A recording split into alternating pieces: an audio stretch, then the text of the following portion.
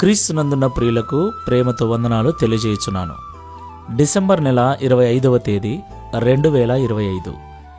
ఈరోజు దేవుడు మనకు చేస్తున్న వాగ్దానం ఏమిటనగా మత్తయి సువార్త 1వ అధ్యాయము 21వ వచనం.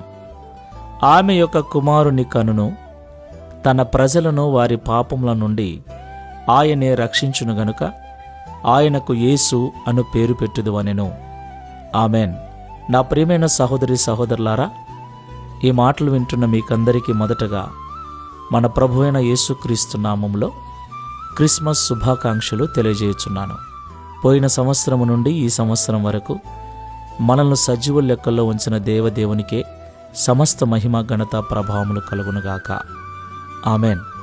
నా ప్రియమైన సహోదరి సహోదరులారా, మనకందరికీ తెలుసు యేసు ప్రభు పుట్టాడని. ఆయన పుట్టిన దినాన్నే మనం పండగగా జరుపుకుంటున్నాం. అయితే యేసు ప్రభు ఎందుకు పుట్టాడు?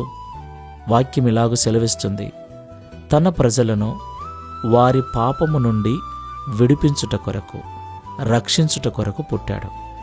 దేవునికి సమస్త మహిమ కలుగునుగాక. నా ప్రియులారా, జననానికి ముందే మరణము తెలిసి పుట్టిన ఏకైక దేవుడు మనం ఆరాధిస్తున్న యేసయ్య. ఆయన మరణించుట కొరకే పుట్టాడు. నా ప్రియులారా, మహోన్నతమైన స్థలములలో నివసించే దేవుడు మహిమ సింహాసనమును విడిచి, దైవత్వాన్ని విడిచి, మహిమను విడిచి, పరలోకాన్ని విడిచి మన కొరకు భూమిపైన పశువుల పాకలో రిక్తునిగా జన్మించాడు. ఈయన వలె మన కొరకు ఇంత త్యాగము చేసిన వారు ప్రపంచంలో మరొకరు ఎవరూ లేరు.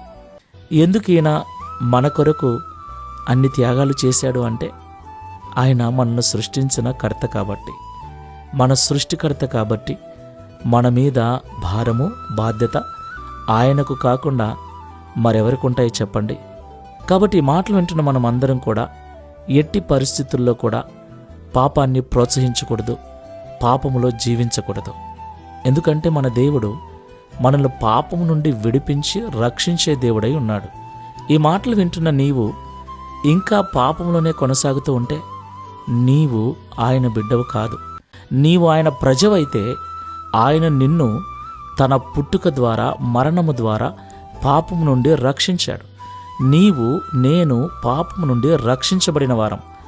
అయినా నేటికి మనం పాపములో కొనసాగుతున్నాము అంటే నిజంగా మనం ఆయన వారము కానట్టే కదా. ఒకసారి ఆలోచన చేద్దాం.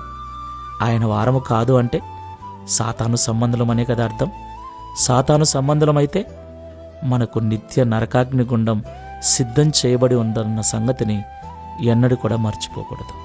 కాబట్టి ఈ మాటలు వింటున్న ప్రియ సహోదరి సహోదరులారా, క్రీస్తు పుట్టాడని పండుగగా జరుపుకుంటున్న మనము ఆ క్రీస్తు మనల్ని పాపం నుండి రక్షించుట కొరకు పుట్టాడని గ్రహించి పాపము లేని వారుగా జీవించినప్పుడు నిజమైన క్రిస్మస్ ఆనందాన్ని మనం అనుభవిస్తాం. ఈ మాటలు వింటున్న మనమందరం కూడా పరిశీలన చేసుకొని ప్రార్థన చేసుకుందాం. లోకరక్షకుడైన యేసుక్రీస్తు ప్రభువా, పరిశుద్ధమైన మీ నామమునకు స్తోత్రములు చెల్లిస్తున్నాం. ప్రపంచ మానవాళి పాప విమోచన కొరకు రక్తం కార్చి ప్రాణం పెట్టుట కొరకే మీరు జన్మించినందుకు స్తోత్రాలు చెల్లిస్తున్నాం. ఈ భూమిపైన మీరు నిజమైన దేవుడని ఎరిగి మా కొరకే పుట్టారని విశ్వసించి పాపము నుండి విడుదల పొందుకొని జీవించే భాగ్యమును అల్పులమైన మాకు మీరు అనుగ్రహించినందుకు స్తోత్రాలు చెల్లిస్తున్నాం. మీరు మీ ప్రజలను వారి పాపము నుండి రక్షిస్తారని లేఖనము సెలవిస్తుంది. అయితే మాలో చాలామందిని ఇంకా పాపములోనే నిలిచి ఉన్నాం, ఇంకా పాపములు చేస్తూ ఉన్నాం. మీ పుట్టుక ద్వారా, మరణము ద్వారా, పునరుద్ధానము ద్వారా పాపము నుండి మమ్మల్ని రక్షించినప్పటికీ మరలా మేము పాపము చేస్తూ పాపములో కొనసాగుచున్నామంటే మేము నీకు సంబంధించిన వారము కాదని, సాతాను సంబంధులమని, నరకాగ్నికి పాత్రులమని మాతో మాట్లాడి హెచ్చరించినందుకు స్తోత్రాలు.